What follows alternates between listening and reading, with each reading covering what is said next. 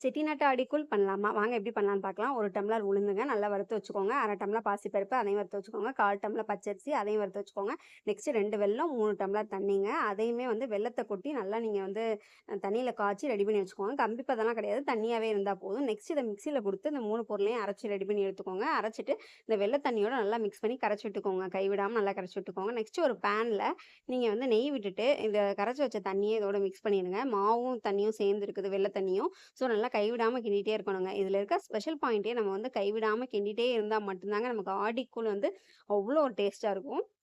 சிம்பிளா ஒரு 3 இன்கிரீடியன்ட்ஸ வச்சு இவ்ளோ ஒரு டேஸ்ட்டான ஸ்வீட் செய்ய முடியுமான்னு கேட்டா ரொம்ப கஷ்டம் தாங்க. ஸோ நீங்க நல்லா கிண்டிட்டே இருக்கும்போது நல்லா திரண்டு வந்துரும். இந்த மாரி டயத்துல இன்னும் கொஞ்சம் நெய் ஆட் பண்ணிக்கோங்க. நெய் ஆட் பண்ணி நல்லா வந்து கிண்டி ரெடி பண்ணி வச்சுருக்கேங்க. நீங்க இத மட்டும் செஞ்சு குடுத்து பாருங்க. திரும்ப திரும்ப கேட்பாங்கங்க. ரொம்ப டேஸ்ட்டா இருக்கும். ரொம்ப ஸ்வீட்டா இருக்கும். நீங்க எல்லாரும் செஞ்சு பாருங்க. செஞ்சு பார்த்துட்டு எப்படி இருக்குன்னு சொல்லுங்க. ஓகேங்க. நெக்ஸ்ட் வீடியோல பார்க்கலாம். பாய்ங்க. ஆடிக்கூழ் ரெடி.